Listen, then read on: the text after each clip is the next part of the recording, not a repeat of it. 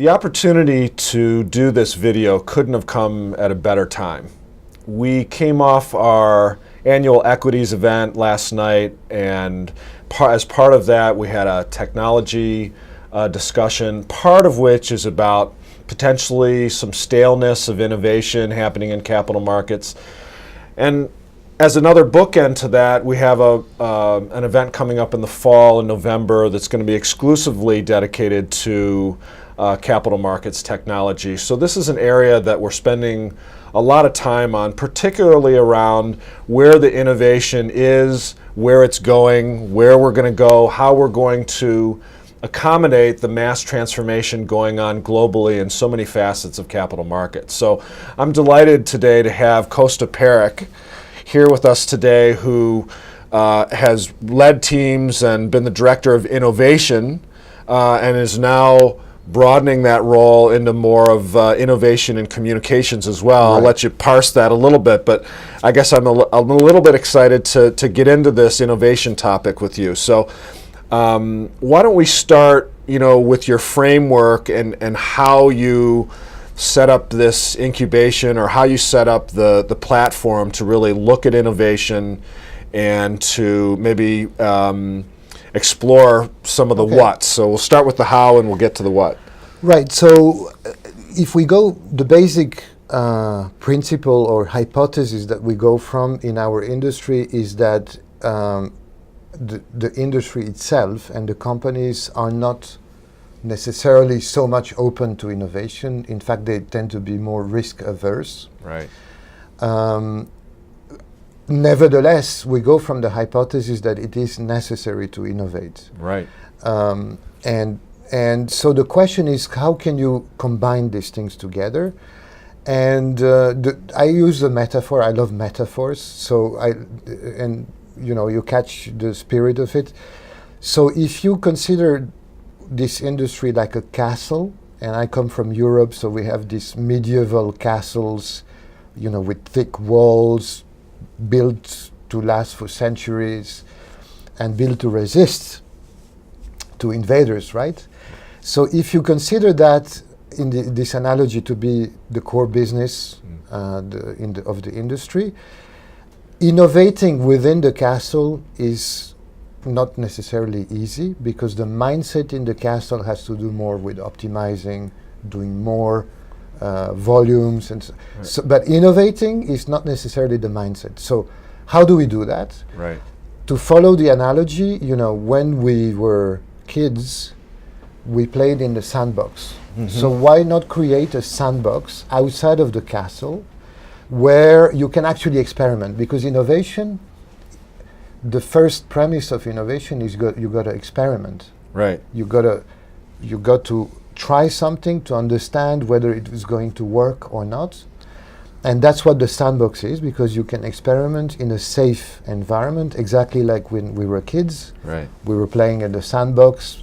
The parents were around, making sure we didn't do too many stupid things. Right. Well, the sandbox here is the same. You protect the brand, you protect the investment, but you try something, and then if it works out, you bring it back to the castle.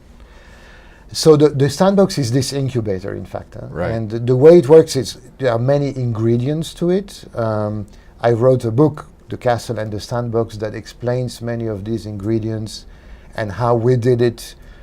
But the book is really about trying to extract the key characteristics of the sandbox so that other people can actually try to do it. I'm curious, before we move on, just about this sandbox in the context of the castle, and the fact that innovation potentially puts the castle at risk, because it takes maybe quite a bit of courage to be extremely experimental. I mean, some of the technologies that we benefit today were from way out of the box thinking, where you had no governors, no holds barred, right? You didn't even have, the sandbox was a vast beach. There wasn't, this idea that we've got these nice clean ring. I guess I'm just wondering if, in your estimation and your experience, this is sort of the happy medium in the context of the castle. I mean, some of the innovation is going to happen outside of the sandbox, but this is maybe the happy medium. In fact, I think, let me try to get at it from the following perspective. I think it has to do with scenario planning. To your point, some innovation is going to be, let's say, incremental. Some innovation will be disruptive. And I think in the sandbox, you should pay attention to apply all these scenarios, up to and including very disruptive scenarios.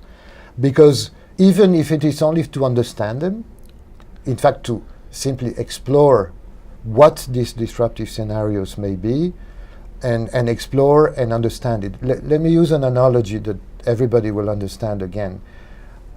In San Francisco, a small startup called Uber, UBER, started this app on the iPhone connecting people on the sidewalks with some drivers that can come and pick them up just because of the technology. Mm-hmm. But can you imagine what this does to the regular cab industry? Yeah. I mean, it's quite disruptive. Sure.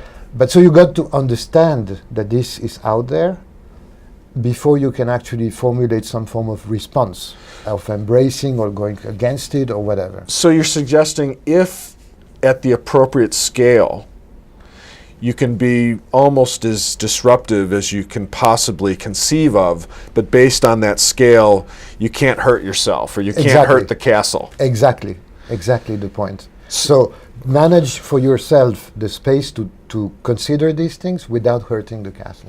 So let's move now from the how to the what. Okay. Because I mean, you have a front seat at capital markets and trading technology. You see what's going on. What's happening in the sandbox? What do you notice about what's happening? What kinds of technologies? What kinds of themes? Maybe what's missing? What you would expect to be in there and it isn't in there. Okay, so first of all, I think, and by observing, I think there is some major changes happening driven by technology. Yeah. Just we have to understand that the big data explosion, sure. Cloud computing, authentication methods, mobile technology, the hyperconnectivity, all of that has the potential to disrupt what we do every day. So that's number one. But in fact, these technologies are there. What is really important is that there are many people who have clever ideas how to use these technologies. Right. And you tend to find these people in startups, right? And so part of the sandbox approach is also to put all these people who have these ideas, the startups, in touch with the established players. Yeah. So that there is like a place where all these people meet and understand what's happening. So what are these fancy ideas out there? Yeah? And example, there is this company. I really find it intelligent use of all of this. It's called eToro. It is social media linked to trading, and where people subscribe to the platform and actually can copy traders. And the more as a trader you are successful, the more points you have, the more followers you get, like on Twitter. Yeah. And so it's very interesting. And this startup did something really fancy and clever based on all these technologies. And so putting all these players together, the startups, the young guys or not young guys, I have seen startups with people as old as me, having fancy ideas, getting in touch with the established industry, and a lot of sparks happen then. Yeah. And then you can see on one hand understanding, on the other hand planning, and at the end I have seen some acquisitions of these startups by the established players. I have seen simply their products being acquired by established players for their use. So that's that's an interesting way of doing things. I can't. I have one more question because I can't help myself. We could keep going, and I hope we get a chance to have other chapters of this conversation because I think it's a key one to have for our audience. But also, it's just a fascinating part of the overall capital markets and trading narrative right now, and that's that there's a lot of innovation that happens and certainly needs to happen that's not quite as noticeable, that's not quite as sexy. Mm-hmm. Right? There's a lot of process re-engineering that needs to happen, but it's hard to expose how cool that could be because you kind of need something on the front end. Another one might be just design innovation. I mean, information design, how the user experience happens. I notice an uptick in the rhetoric around that, which I think is a good news and it will ultimately manifest itself in actual improvement in design.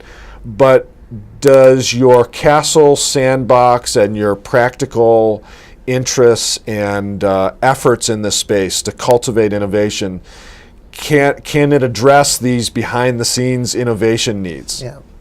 So I'll tell you the one area that I can see